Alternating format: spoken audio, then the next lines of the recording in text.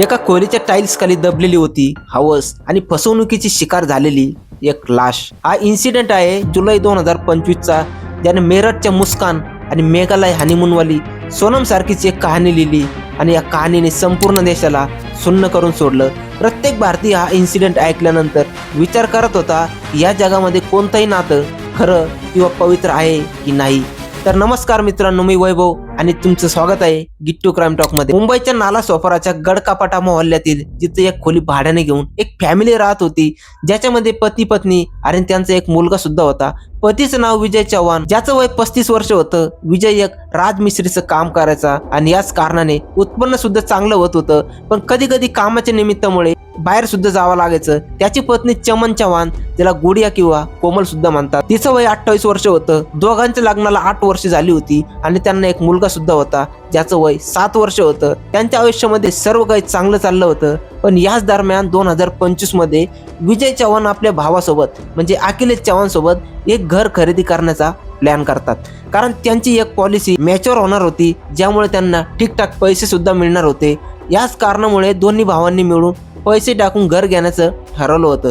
आता घर खरेदी करणं तसं सुद्धा या काळात एका मिडल क्लास फॅमिलीसाठी खूप अवघड काम आहे। तसं दोन्ही भावांनी यासाठी ॲग्रीमेंट केलं होतं, पण अखिलेश चव्हाण जेव्हा जुलैच्या सुरुवातीला विजय चव्हाणला कॉल करायला सुरुवात करतात, गडकापाडापासून थोड्याच अंतरावर बिललपाडामध्ये राहत होते, जिथे ते घर खरेदी करणार होते। पण या कॉलला विजय चव्हाण कोणताही रिस्पॉन्स देत नव्हते। बघता बघता थोड्याच वेळात त्यांचा फोन स्विच ऑफ झाला। अखिलेश चव्हाण खूप प्रयत्न करतात, पण भावाशी त्यांचा काही कॉन्टॅक्ट होऊ शकत नव्हता। त्यांच्या वहिनीचा म्हणजे चमन चव्हाणचा त्यांच्याकडे नंबर सुद्धा नव्हता, त्याच्यामुळे त्यांच्याशी बोलणं सुद्धा होऊ शकत नव्हतं। जेव्हा थोडा वेळ निघून जातो, तेव्हा अखिलेश चव्हाण 7 ते 8 जुलैच्या दरम्यान भावाच्या घरी जायचा प्लॅन करतात, जेणेकरून त्यांना कळावं की भाऊ त्यांच्याशी का बोलू शकत नाही। तसं ते गडकापाडाच्या विजय चव्हाणच्या खोलीवर पोहोचतात। जेव्हा तिथे बघतात की त्यांची वहिनी म्हणजे चमन चव्हाण आणि त्यांचा मुलगा तिथे होते, पण तिथे विजय नव्हता।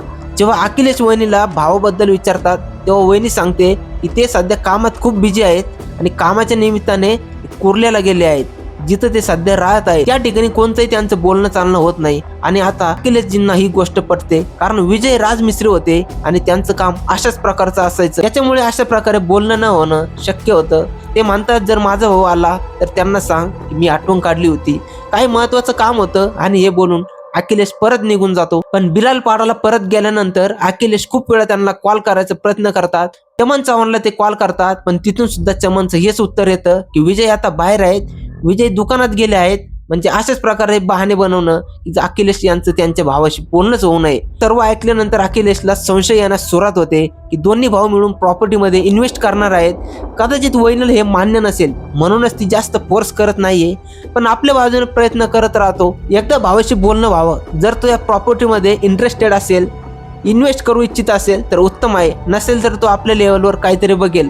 आणि दुसरीकडे त्यांना असा सुद्धा संशय येत होता की जर भावाला समजतंय की त्याचा भाऊ अखिलेश कॉल करण्याचा प्रयत्न करतोय, तर मग तो का टाळतोय? इतक्या दिवसांपासून बोलणं का होत नाहीये? जेव्हा बराच वेळ निघून जातो, त्यांचं बोलणं सुद्धा होत नाही। जवळपास 12 ते 15 दिवस निघून जातात, तेव्हा अखिलेश पुन्हा भावाकडे जाण्याचा प्लॅन करतात, जेणेकरून त्यांना समजेल की नक्की मॅटर काय चालू आहे। कितीतरी दिवस होते आणि 20 जुलै 2025 या दिवशी अखिलेश गडकापाडाला आपल्या भावाला भेटायला त्याच्या खोलीवर जातात। पण तिथे जाण्यापूर्वी त्यांना आपल्या भावाला किंवा वहिनीला एकदा सांगायचं होतं। भावाचा नंबर तर स्विच ऑफ येतच होता, त्यांनी वहिनीला कॉल करणं योग्य मानलं। त्यांनी विचार केला की एकदा सांगावं की मी येतोय, कुठे बाहेर तर जात नाहीये ना, पण समोरून वहिनीचा नंबर सुद्धा एकदम स्विच ऑफ यायला सुरुवात होते। आता त्यांना संशय येतो की काहीतरी संशयास्पद आहे, दोघांचे नंबर एकाच टाइमला कसा स्विच ऑफ येऊ शकतो। त्यांचा भाऊ जो त्यांच्यासोबत प्रॉपर्टीमध्ये इन्व्हेस्ट करणार होता, ज्याची पॉलिसी मॅच्युअर होणार होती आणि त्याला जवळपास 6 लाखांच्या आसपास पैसे मिळणार होते, तो आता त्यांच्याशी बोलतच नाही। या सर्व गोष्टी किंवा संशय अखिलेशजींच्या डोक्यावर हवे होतात आणि ते अजिबात उशीर न करता गडकापाडाला पोहोचतात। जसं ते तिथे पोहोचतात, तेव्हा त्यांना अचानक धक्का बसतो। त्यांच्या घराचा दरवाजा लॉक होता, दोघांचेही नंबर स्विच ऑफ। आता त्यांना समजत नव्हतं की ही सर्व मिस्ट्री नक्की काय आहे, त्याच्यामुळे ते उशीर करत नाहीत।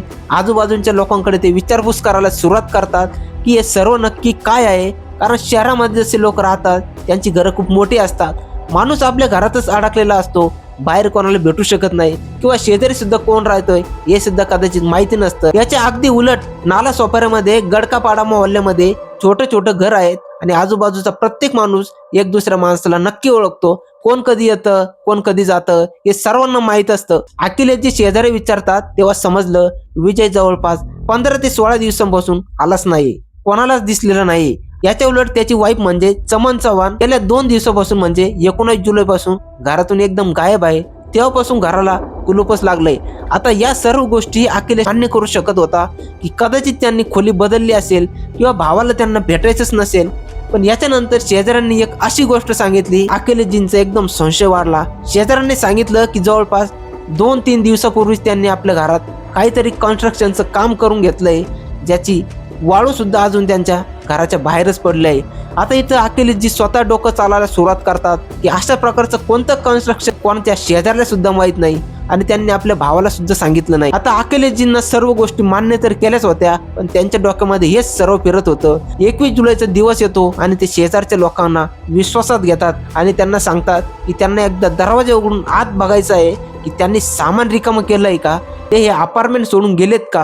जोपर्यंत ते बघणार नाहीत तोपर्यंत त्यांना शांतता मिळणार नव्हती. तो वाळूचा फॅक्टर आणि भावाचं अचानक गायब होणं त्यांना खूप त्रास देत होतं. आता आजूबाजूच्या लोकांना विश्वासात घेतलं गेलं. ज्याचं ते अपार्टमेंट होतं त्यांना सुद्धा विश्वासात घेतलं. त्याच्यानंतर लॉक सुद्धा तोडलं जातं. लॉक तोडतात जसं सर्वजण आत शिरतात तेव्हा बघतात की बरंच सामान घरामध्येच होतं. असं वाटत होतं की त्यांनी हे अपार्टमेंट सोडलेलंच नाहीये. पण मग ते अचानक गायब कुठे झाले.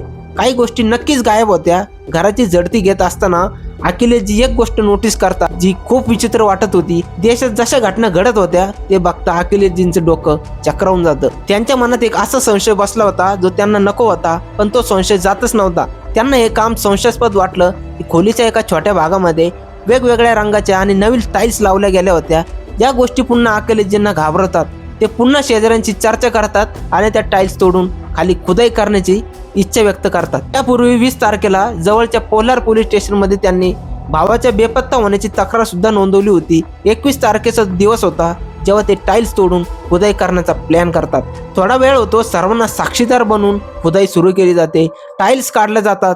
त्याच्या खाली सिमेंट होतं, माती होती आणि जवळपास 1 फूट खोल खड्डा त्यांनी खणला होता. पण काहीच संशयास्पद वाटत नव्हतं. सर्वांना वाटलं की खुदाई बंद करावी, कारण ही एखादी नॉर्मल गोष्ट असू शकते. कदाचित जड सामान ठेवताना टाईल्स तुटले असतील म्हणून बदलले असतील. पण बरंच सामान सुद्धा आत होतं. अखिलेशजींचं मन हे मानायला तयारच नव्हतं. 1 फूट खुदाईनंतर लोक थांबायला सांगत होते, पण अखिलेशजींना अजून खोल खुदाई करायची होती. काही मजदूर बोलावले जातात आणि खुदाई सुरूच राहते. जसा हा खड्डा 2 ते 2.5 फूट खोल होतो, अचानक एक विचित्र वास यायला सुरुवात होतो, तसं काहीतरी सडलं असावं. आता इथून त्यांचा संशय खात्रीत बदलतो. सर्वजण समजले की काहीतरी गडबड नक्की आहे. पोलीस तात्काळ घटनास्थळी पोहोचतात. सोबत फॉरेन्सिक टीम, डॉक्टर सर्वजण येतात. खुदाई जशी जशी वाढत होती तसा तो वास अधिक तीव्र होत होता. जवळपास 4 फूट खड्डा खणला होता आणि जमिनीखाली काहीतरी जाणवू लागतं. एक गोणी होती किंवा एक मोठी बॅग होती ज्याच्यामध्ये काहीतरी भरलं होतं. तो मानवी मृतदेह असावा असं सगळ्यांना वाटत होतं. थोड्या वेळाने व्यवस्थित खुदाई केल्यानंतर त्या मृतदेहाचे कपडे दिसू लागतात. जरी मृतदेहाची अवस्था खराब होती, जरी अखिलेशजींची शरीराची ठेवण बघून ओळखलं की हा मृतदेह दुसरा कोणाचा नसून त्यांचा सख्या भावाचा म्हणजे विजय चव्हाणचाच आहे.